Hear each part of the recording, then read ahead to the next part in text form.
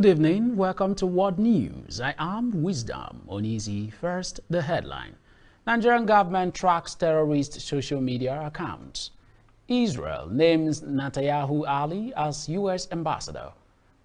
16 dead, 7 missing in Indonesia flood. And on sport, Tottenham Forest on beat on securing Aina's new contract. Now the news in details. The Nigerian federal government has acknowledged the growing presence of terrorists on social media platforms in recent times.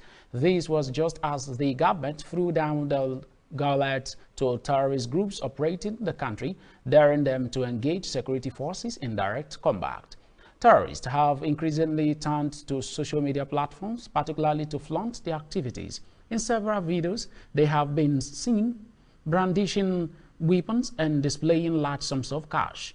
Recently, a suspected terrorist boasting 7,893 followers and 27,700 likes on social media handle shared multiple videos from a forest location. Away from that, the National Agency for Food and Drug Administration and Control has issued a strong warning against the misuse of antibiotics in humans and animals, highlighting the growing threat of antimicrobial resistance. Speaking at the conclusion of the 2024 World Antimicrobial Awareness Week, held in collaboration with the Royal Danish Embassy and Denmark Ministry of Environment and Food, NAFDAC Director General Mojisola Adeyeye emphasized that there are consequences of such practices. Speaking on the scheme of the week, Educate, Advocate, Act Now, Adeyeye noted that NAFDAC had intensified its effort to educate pharmacists, vegetarians, and other stakeholders on responsible antibiotic use. Let's also have you know that the 6th Division of the Nigerian Army said its troops have destroyed 34 illegal refinery sites. These followed several clearance operations conducted alongside other sister agencies Rivers, Bayelsa, Edo, Delta, Akwa Ibom State, respectively, from November 18th and 24th, 2024. The acting deputy director of 6th Division Army Public Relations, Colonel Jonal Danjuma, disclosed this in a statement issued in Port Harcourt over the weekend.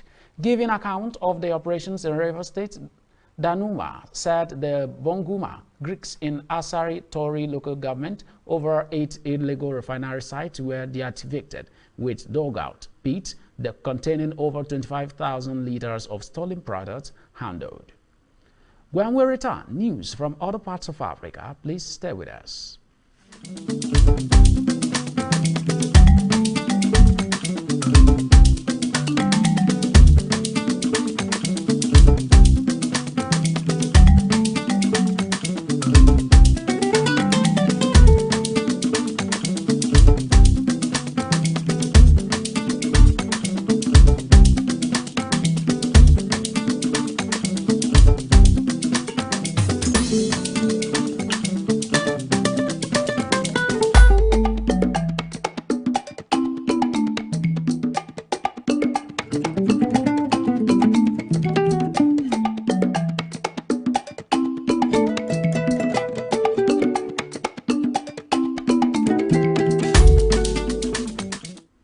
Welcome back. Now news from other parts of Africa. The European Union has recalled its ambassador from Niamey, Niger capital, for consultations in Brazil following tensions with the country's transitional authorities regarding EU humanitarian aid for flood victims in the West African nation. This disagreement marks a further deterioration in the relation between Europe and Sahelian military juntas. Niger's transitional government criticized the EU for allocating 1.3 million euro in humanitarian aid without parallel consultation. A government statement accused the EU ambassador of redistributing these funds to NGOs, unilaterally allegedly ignoring transparency principles and bypassing collaboration with Nigerian authorities. Away from that, political veteran Natumbo Nadi Ndawat hopes to win Namibia's election, becoming the country's first female president as her party prepares for its toughest race since independence. Current vice president and candidate of the ruling Southwest African People's Organization is facing at least two major challenges. One is convincing young voters hit by high unemployment to pick her as next leader, and the second is persuading the electorate to support a woman in a country analysts like John Mendelsohn described as patriarchal. Since Ellen Johnson Sirleaf won election in Liberia in 2006, becoming Africa's first female head of state, the number of women leaders on the continent has been low. Now we move to other parts of the world. After this break, please stay with us.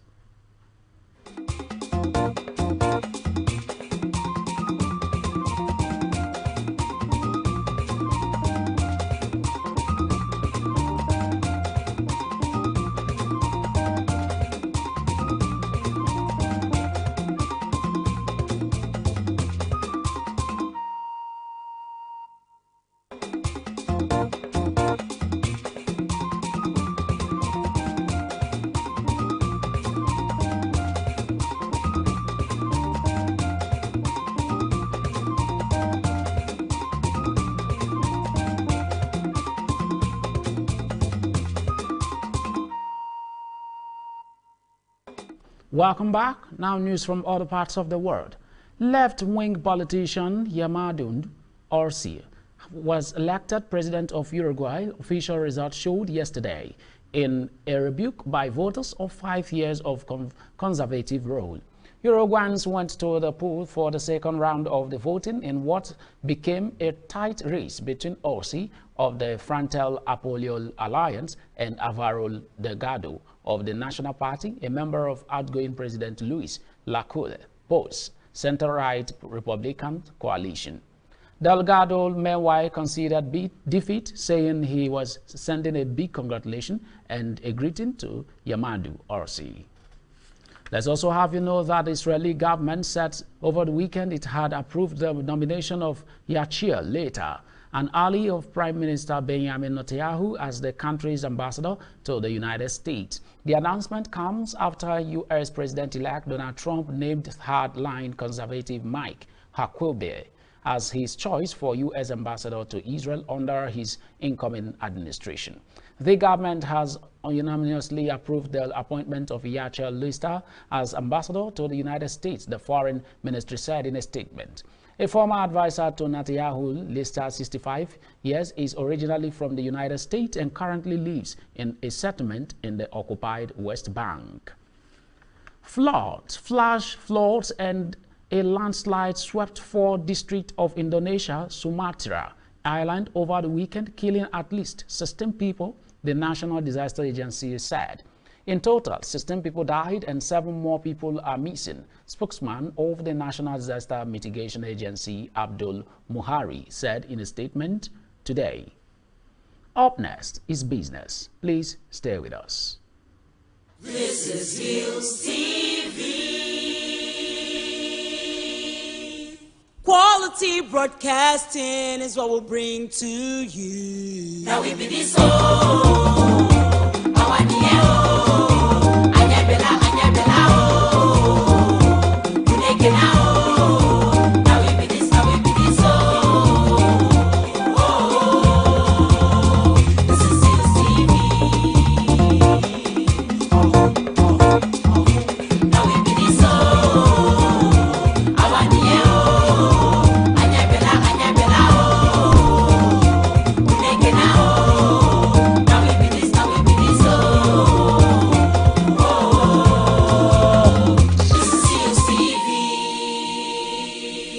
Hillstv, Poker.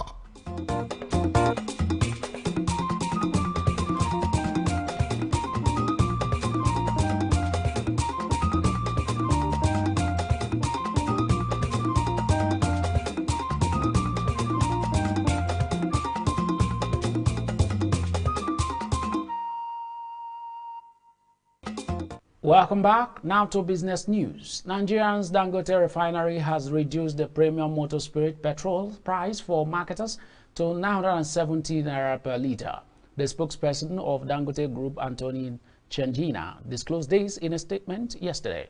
According to him, the 650,000 barrels per day refinery slashed the petrol price by 20 naira from 990 naira per litre to 970 naira. This comes as the company vowed not to compromise on the quality and standard of its product. This comes after the Refinery and Independent Petroleum Marketers Association of Nigeria reached an agreement for direct fuel purchase. Still on business news, where we'll have you know that despite restructuring most of its debt, rating has hinted that Ghana will face significant liquidity pressures going into next year and 2026. According to a UK-based firm, the interest rate revenue ratio would still be among the highest of rated sovereigns. The interest rate revenue ratio is estimated at 29% in the 2025 and 30% in 2026. Thomas Darul, Associate Director of Europe, Middle East and African Sovereign Ratings, said the institution requires very drastic measures to improve the fiscal economy. Reports had indicated to move Ghana out of sovereign default from July 2025. This follows its anticipation of a country completing the external debt restructuring by the end of June 2025. We also have you know that Japan's minority government was set over the weekend to sign off on a $140 million stimulus drive aimed at putting more money on consumers' pockets after the ruling party's worst election result in 15 years. The October 27 contest saw voters angry over corruption in the Liberal Democratic Party and inflation-deprived new Prime Minister Shigeru Ishiba's coalition of majority in Parliament, lower house. Chief Government spokesman Yoshimasa Hayashi said the package reportedly worth 21.9 trillion yen, that is $141.8 billion, would be approved by Ishiba's cabinet. Still to come is sport. Please stay with us.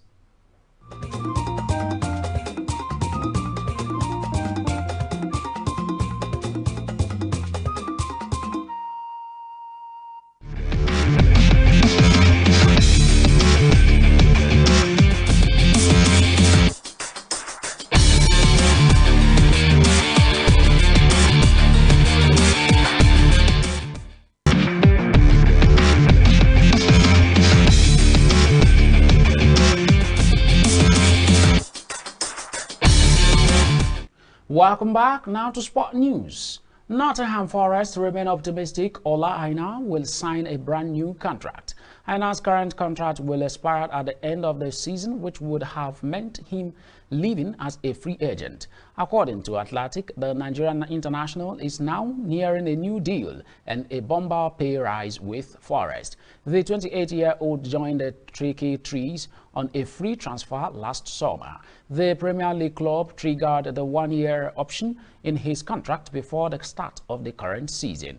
He has scored twice in 34 league appearances for Nuno Espirito Santo side. Still on sport news, where we'll have you know that Kylian Mbappe scored his first goal in 5 games for the Real Madrid as the champions beat Legalis 3-0 over the weekend in La Liga. Fidel Valverde and Jude Bellingham also struck as Madrid moved second, 4 points behind leaders Barcelona with a game in behind. Los Blancos capitalized after Barcelona slipped to a draw at Celta Vigo on Saturday with a straightforward win against 14th placed Leganes. Madrid faced Liverpool at Anfield on Wednesday in the Champions League in a crucial game for the Spanish side after 2 defeats in their first 4 European matches and one up with a solid performance. Still on sport, where we have you know that India completed a stunning 295-run win over Australia in the first test in Perth to continue their extraordinary run in the country. They bowed Australia out for 238 in the final season on day 4 to take a 1-0 lead in the 5-test series. It means India have now won 5 and lost only 2 of their past 9 tests in Australia, dating back to their 2018 to 2019 tour. West Indies are the only other team to have won the test in Australia in that time. And that's your sport news on World News. Now we move to the rest of the news after this break. Please stay with us. This is Hillstv. Quality broadcasting is what we'll bring to you. Now we be this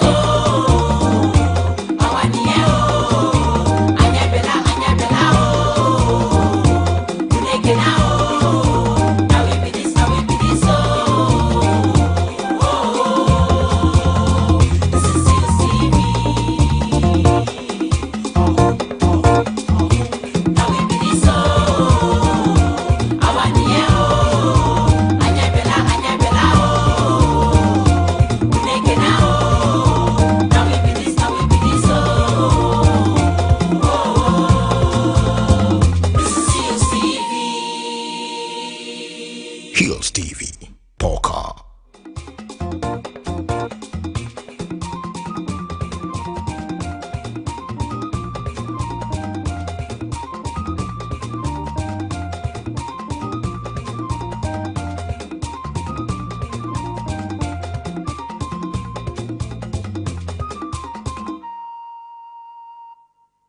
Glad to have you back. Now, the rest of the news.